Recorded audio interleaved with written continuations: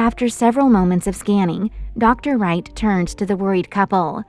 "I'll start with the good news. The baby is fine," Dr. Wright said. However, this was a small warning sign. If there are external stressors, whether you aren't eating enough or are undergoing stress, this will affect your body and your baby. Emily nodded. James hung his head at the mention of external stressors. "Would you like to know the sex of the child? I can tell you right now," Dr. Wright asked. Emily and James exchanged a look. Emily started. James said. "We'd love to know," Emily answered. Dr. Wright nodded. "Congratulations. You two are to become parents to a healthy baby boy." Emily and James both let out a shriek. They couldn't help but embrace each other and then quickly let go. "Thank you so much, Dr. Wright," James said, shaking the doctor's hand. "I'll have your favorite barrel scotch delivered for Christmas." Dr. Wright laughed. "James, my boy, look at you all grown up. You're going to be a father.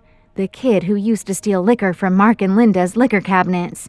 James let out an embarrassed laugh. "Dr. Wright, I was 15.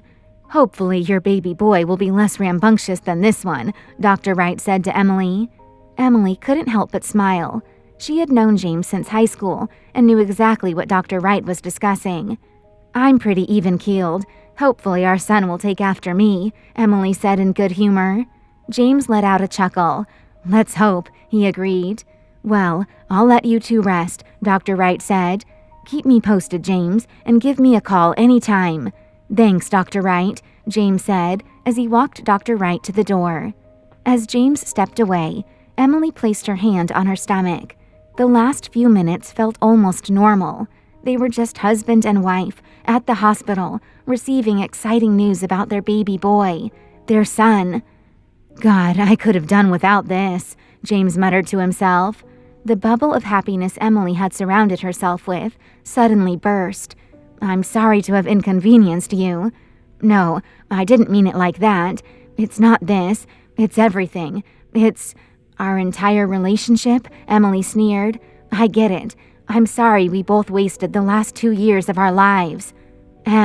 James walked back to Emily and let out a long sigh. "The baby is good." "He's healthy and good," Emily agreed. "Thank God," James said. "If something happened, it would have been because of me." James suddenly let out a small sob. Emily froze. This was the first time James had ever cried in front of her. "James," Emily said softly. "He's all right. Everything's all right." "I am selfish," James said. "I can't help it, but I'm going to do better. I want to do better." Emily nodded. "We'll figure it out." James sat at the end of the operating table. "We're going to be parents," James said quietly in awe.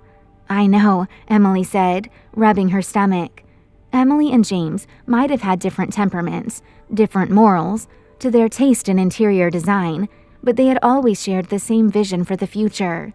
They had both talked about having a family. Emily and James tried to get pregnant about a year into their marriage, but after months of trying, they found out that the possibility of Emily getting pregnant was less than 10%. It wasn't impossible, but something about knowing how difficult it would be disheartened both of them.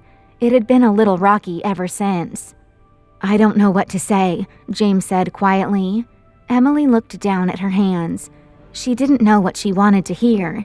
In just a day, so much damage had been done to their relationship. On that same day, a once-in-a-lifetime experience had made her feel closer to James than she ever had, even if just for the length of a doctor's visit. "Don't say anything," Emily said. Despite the horrible way the day started, it ended in a way she couldn't believe. Hearing their baby was fine and a healthy baby boy, that moment of bliss was how she wanted to end the day. James looked at Emily and nodded. He grabbed her hand and squeezed it. "Ready to go home?" he asked. "Yup," Emily said. James helped Emily to the wheelchair and wheeled her out the door. "All right, let me see what the ETA on the rides is," James said, looking through his phone. Then, unmistakably, a shrill voice rang through the lobby of the hospital floor. "James Taylor, you stop right there!" James froze and looked up. Emily didn't know whether to smile or wheel away. There was nobody more imposing and scarier than her mother-in-law. Does Linda know about Emily James' baby? What will James do next? Hi, I am Emily. I hope you are enjoying the show Sweet Little Lies. If you are wondering what happens next, click on the link in the description to listen to the full audio series. You can also watch the next episode here in the playlist.